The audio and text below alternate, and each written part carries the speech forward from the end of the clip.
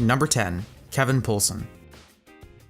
How do you become the very first person in the United States history to be banned from the internet? Well, you gotta be Kevin Poulsen, also known as Dark Dante. His thing was hacking phone lines during the 80s and 90s, which he became particularly famous for when he hacked into a Los Angeles radio station to be absolutely certain that he would be the 102nd caller and win a Porsche. Eventually, the FBI took notice of his shenanigans and he was on the run. But as with all good villains, even while in hiding, he would continue to be very irritating. Years later, when he was featured on the TV show Unsolved Mysteries, the station's phone lines mysteriously fell. He was later caught and served 5 years in prison, with a 3-year ban from the internet. Funnily enough, he apparently had his share of fun, and is now done with that life. He currently works as a writer for the magazine Wired.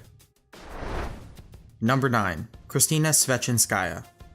It doesn't get better than being known as the world's sexiest computer hacker.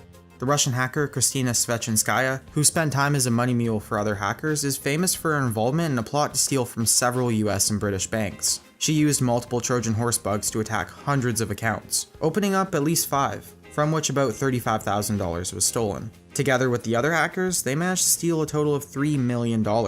She was set to go to jail for a total of 40 years, 30 years for the theft and 10 for suspected passport forgery.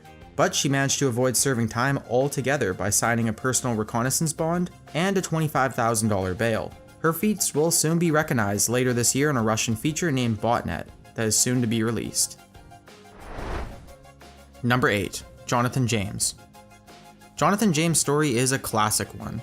At the ripe age of only 15, he hacked into networks owned by Bell South, Miami-Dade, the US Department of Defense, and of course NASA, the last being the most impressive, and, well, destructive. He ended up downloading enough source code to learn how the ISS operated.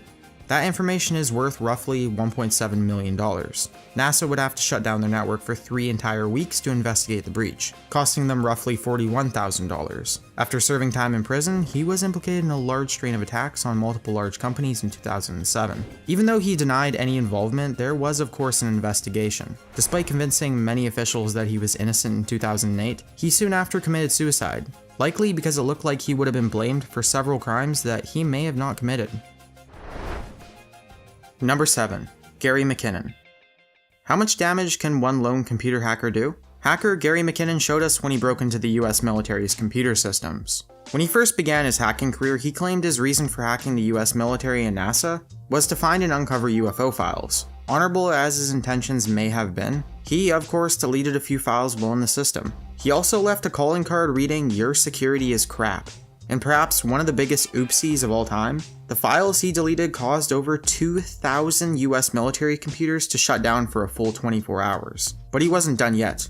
After the 9/11 terrorist attacks, he deleted weapon logs at a US naval base, stopping munition supply deliveries to the Navy's Atlantic Fleet, potentially killing dozens of soldiers who were left without ammunition.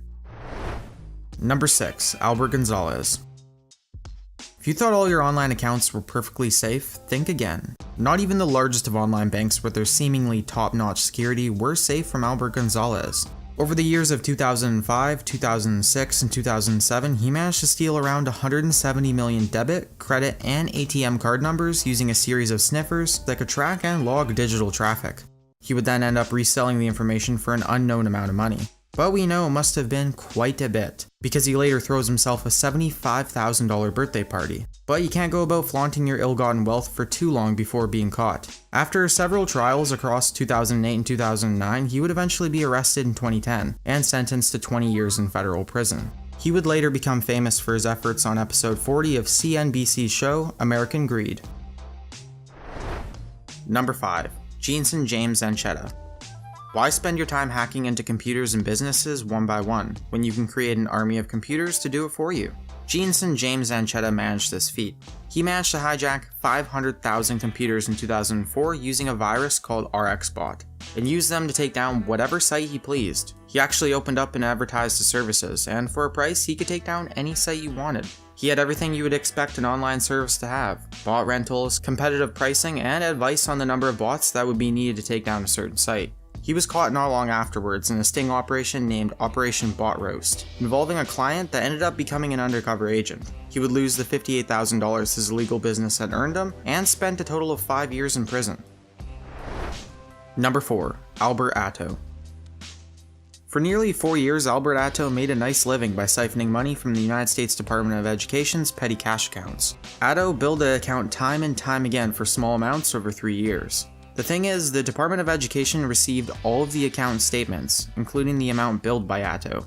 In fact, it was stated that a cursory examination would have quickly found the odd charges. This happened for years before someone asked, "Where the hell is all this money going?"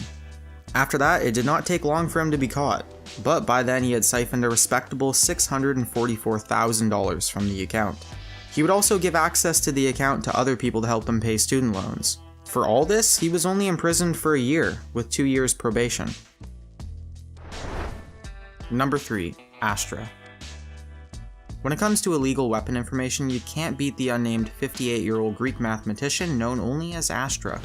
For roughly 6 years, Astra spent his days hacking France's Dassault military group, stealing all sorts of information like weapon technology and 3D modeling software. He would then sell all this to his clients in countries in the Middle East, Brazil, and South Africa. The value of the information he stole is estimated to be worth roughly $250 to $360 million. So a manhunt was launched and Astra was finally captured in Athens in 2008, and sentenced to a jail time of 6 years.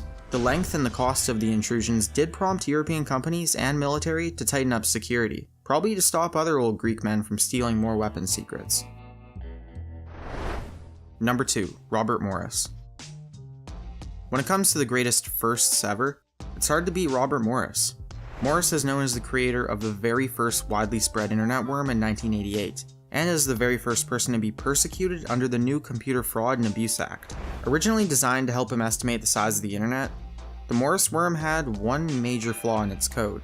The worm was designed to copy itself every so often, to stop computers from removing it. But it actually did this too often, quickly flooding system loads and damaging hundreds of PCs and servers. The money needed to remove the bug from systems was pretty significant, and it's estimated that because of the Morris worm, roughly 10% of the internet was down for a time, causing losses anywhere from $10,000 to a possible $10 million.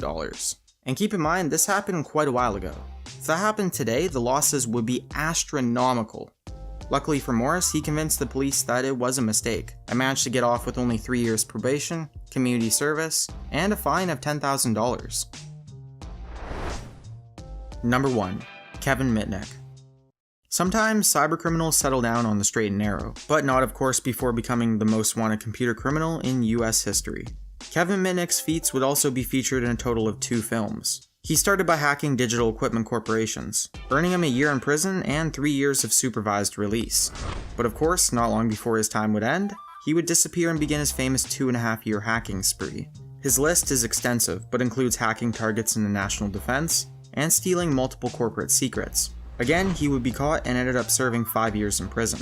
Having had his fun with computer hacking, he would soon become a public speaker and operate his own company, Mitnick Security Consulting. In 2002, he would write The Art of Deception, explaining how he didn't use hacking software or technology, but rather manipulated people into giving him the codes and passwords he needed.